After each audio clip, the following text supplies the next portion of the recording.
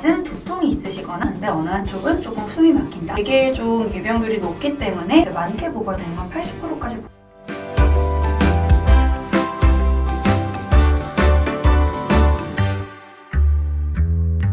안녕하세요. GNG병원 이비인후과 전문의 김선홍 원장입니다. 오늘은 비중격 망곡증 관해서 이야기를 나눠볼 건데 어느 정도 환자들이 비중격 망곡증을 가지고 있는지 우리나라에서 우리 50이라고도 하죠. 뭐 코랑 이제 귓구멍이랑 입 같은 이비인후과 질환 자체는 되게 좀 유병률이 높기 때문에 그런 국민건강영양조사에 기본적으로 조사하는 항목으로 들어가 있기는 해요. 근데 PDF 형태로 나오진 않았고 아직은 강연 형태로만 그 결과값이 송출이 된 걸로 알고 있습니다.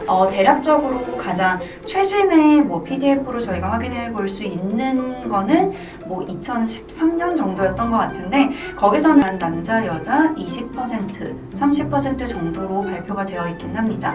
그리고 이제 미국 논문에서는 적게 보고가 되는 건 20%, 이제 많게 보고가 되는 건 80%까지 보고는 되고 있고요. 그거는 모집판에 따라서 조금씩 달라진다고 생각하시면 될 것 같은데 반수 정도, 남자분들이 조금 더 유병률이 높기는 한데 남자분들, 여자분들 한 40%, 50% 정도 유병률이 있다고 생각하시면 될 것 같습니다. 그러면 비중격 망곡증은 왜 생기는 걸까요? 이거는 환자분들이 뭔가를 잘못해서 사실 생기시는 건 아니고요. 그냥 자라는 과정에서 뼈가 양쪽이 다르게 자라고 우리 비중격 뼈도 뒤쪽, 위쪽에서 내려오는 애가 있고 아래쪽에서 올라가는 아이가 있거든요. 그래서 그 둘이 붙는 부분이 이제 양쪽으로 약간 이렇게 다르게 자라게 되면 어쩔 수 없이 붙는 부분도 약간 이렇게 휘어질 수밖에 없겠죠.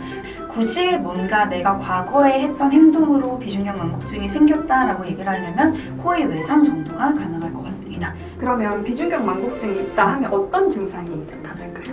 다들 어떤 뭐 증상이 있지는 않으실 수도 있어요. 저만 해도 저는 코막힘이 없는데 비중격은 오른쪽으로 휘어있기는 하거든요. 근데 비중격 망곡증이 있다고 해서 모두 증상이 있는 건 아니지만 어떤 증상이 있을 때 내가 좀 비중격 망곡증이 있나 라고 생각해 보실 수 있냐면 이제 한쪽으로 휘어서 코가 막히니까 코막힘, 그리고 코막힘에 따라서 우리 안쪽으로 부비동 공간에서 배농이 잘 이루어지지 않아서 축농증이랑 관련된 증상들이 좀 있으실 수가 있고요. 그리고 코로 숨을 못 쉬시고 입으로 쉬시다 보니까 구취가 조금 많이 나실 수가 있어요. 그거랑 같이 주무시는 분이 코골이가 심하다라고 얘기를 할 때도 혹시 코가 막혀서 입을 벌리고 숨을 쉬기 때문에 이 코골이가 있는 건 아닐까라고 의심해 보실 수 있습니다. 그리고 유관적으로 휜 코가 있으신 경우에도 비중격 망곡증이 동반되어 있는 경우가 많습니다. 그러면 비중격 코 성형은 어떤 분들이 고려를 하면 좋을까요? 병원을 처음 오시는 분들 같은 경우에는 잦은 두통이 있으시거나 코막힘이 한쪽으로 좀 치우쳐져서 있으시거나 한쪽으로 콧물이 조금 많이 난다, 구취가 조금 난다, 그리고 누워서 주무실 때 옆으로 잘 때 어느 한쪽은 편안한데 어느 한쪽은 조금 숨이 막힌다, 그런 분들이 비중격 코성형을 고려하시면 좋을 것 같습니다. 그러면 비중격하고 코 성형하고는 어떤 관계가 있나요? 비중격은 가운데 있는 경막, 즉 구조적 지지대 역할을 해줍니다. 그래서 코성형을 위쪽만 하신다고 해도 그거를 받쳐주는 역할은 비중격이 하게 됩니다. 비중격이 휘어있으면 이제 코 외관적인 모양에도 영향을 줄 수가 있습니다. 비중격을 교정하지 않고 코성형만 하시는 경우에는 비중격이 많이 약하거나 휘어져 있는 경우에는 시간이 지남에 따라서 코성형을 한 모양 자체에도 영향을 줄 수 있습니다.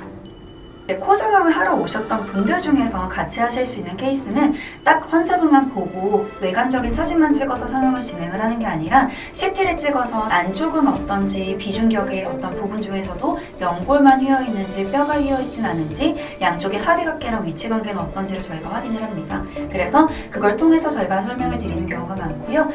느끼시지 못하시더라고 하더라도 비내시경이나 비관 통기관 검사를 통해서 우리 코의 어떤 공기의 흐름이나 그런 걸 통해 비중격 망곡증이 있는지 실제적인 생리적인 흐름은 어떤지를 같이 알아볼 수 있습니다. 그럼 어쨌든 병원을 와서 확인을 할 수밖에 없는 건가요? 그렇죠. 병원을 한번 방문해 주시면 친절하게 상담해 드리도록 하겠습니다.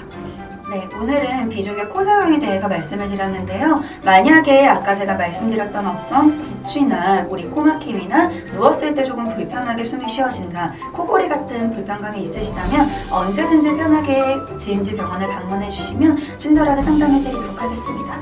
이상 GNG 병원 이비인후과 전문의 김선홍 원장이었습니다.